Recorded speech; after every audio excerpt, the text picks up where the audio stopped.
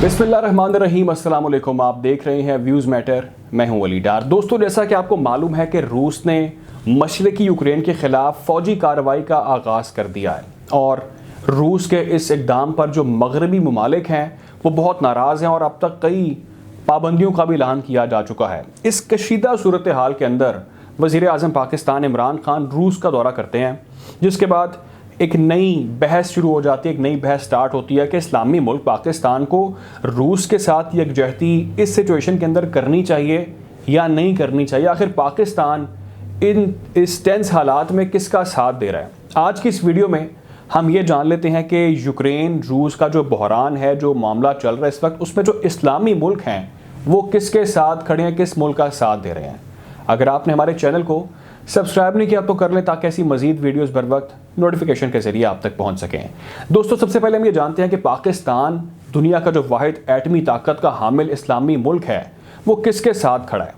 सर्द जंग के दौरान आपको याद होगा कि पाकिस्तान अमरीकी कैंप में था, लेकिन अब सूरत हाल बहुत चेंज हो रही है, बहुत बदल चुकी है।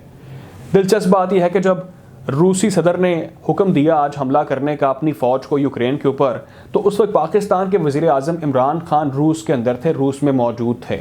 लेकिन उनके दौरे के मौके पर रूस और यूक्रेन के दरमियान जो कशीदगी थी वो अपनी बुलंद तरीन सतह को छू रही है। सोशल मीडिया पर भी एक बहस का आगाज़ हो गया। तज्ज़ियाकार ये कह रहे हैं कि इमरान खान ने दौरे के लिए जो वक्त का इंतखाब किया वो गलत है। कुछ सियासी और कुछ खारजा अमूर, कुछ तज्ज़ियाकार ये बात कर रही हैं, दावा कर रहे हैं कि इस दौरे के लिए ये जो मुंतखब करदा वक्त था ये आलमी ताकतों को ये पैगाम दे सकता है कि यूक्रेन बहरान के अंदर पाकिस्तान अमरीकी क़यादत में मगरबी ममालिक इत्तेहाद के साथ नहीं बल्कि रूस के साथ खड़ा है। लेकिन पाकिस्तानी हुकाम इन तमाम तर क़यास राइयों को रद्द कर रहे हैं, मुस्तरद कर रहे हैं और ये मौक़िफ़ दे रहे हैं कि हाँ, आलमी तनाव है लेकिन हमारा जो दौरा है वो दो तरफ़ा है। ये दौरा चीन जैसा है, हमारे दौरे में मौशी मसाइल शामिल हैं, हम किसी एक कैंप का हिस्सा नहीं हैं। लेकिन आप ये बात जानते हैं कि मैसेज दुनिया को इस विजिट के बाद क्या कन्वे हो चुका है। खैर, आगे बढ़ते हैं, बात अब करते हैं ईरान के हवाले से। दोस्तों, आपको मालूम है कि ईरान एक शिया मुस्लिम अक्सरियती मुल्क है और ईरान के अमेरिका के साथ जो ताल्लुकात थे इस्लामी इनकलाब के बाद से वो ख़राब हैं, मगर दूसरी जानिब ईरान के रूस के साथ जो ताल्लुकात हैं वो बहुत अच्छे हैं। अब इस बारे में हमने मुतादिद वीडियोस की आपको बताया भी कि किस तरह से रूस और ईरान एक दूसरे के बहुत करीब आ चुके हैं। खैर, यूक्रेन के बहरान के बारे में अगर बात करें तो ईरान की जो वज़ारत ख़ारजा के तर्जुमान हैं सईद खतीबज़ादा, वो ये कहते हैं कि इस्लामी जमहूरिया ईरान हर तरफ से सब्र की तवक्को रखता है। वो ये चाहता है कि तनाव बढ़ाने वाले किसी भी किस्म के जो इक़दाम हैं उससे गुरेज करना चाहिए। वो कहते हैं कि बदकिस्मती से अमेरिका ने नेटो की मदाखलत और इश्तियाल अंगेजियों से खित्ते की जो सूरत हाल है उसको पेचीदा बना दिया है। तहम आपको शायद मालूम हो कि रूस के साथ जो ईरान के ताल्लुकात हैं वो तारीख़ी तौर पर कुछ खुशगवार नहीं रहे। खैर, आगे बढ़ते हैं, बात कर लेते हैं हम सऊदी अरेबिया की। दोस्तों, 23 फरवरी को अक़वाम मुत्तहिदा की जो जनरल असम्बली थी वहाँ पर सऊदी अरब ने रूस की मज़म्मत किए बगैर इस मामले को सफारती सतह पर हल करने की बात की थी। सऊदी अरब ने दोनों फ़रीक़ों से जो फ़ौजी कशीदगी है उसमें कमी करने की अपील भी की, हमने देखा। फिर यूक्रेन के बहरान की वजह से गैस की जो कीमत है गुज़िश्ता 7 बरसों में बुलंद तरीन सतह पर पहुँच गई। रूस और सऊदी अरब के दरमियान तजारती शराकत दारी जो है वो हालिया बरसों में ड्रामाई तौर पर बढ़ चुकी है। शायद आपको ये बात मालूम हो कि रूस और सऊदी अरब दोनों जो हैं वो दुनिया के सबसे बड़े तेल पैदा करने वाले ममालिक हैं और कहा यह भी जाता है कि वली अहद शहज़ादा मोहम्मद बिन सलमान जो हैं उनकी बढ़ती हुई ताकत का ये नतीजा है कि सऊदी अरब और रूस के ताल्लुकात जो हैं वो बेहतर हो चुके हैं, मजबूत हो चुके हैं पहले से ज़्यादा। और सन 2015 में जब पुतिन और मोहम्मद बिन सलमान के दरमियान पहली मुलाकात हुई तो उसके बाद हमने देखा कि दोनों रहनुमाओं की कई और मुलाकातें भी हो चुकी हैं। जबकि बाइडन जो हैं, जो बाइडन अमेरिकी सदर, वो उन्होंने कहा था कि वो सिर्फ अपने जो हम मनसब हैं उनसे मुलाकात करेंगे।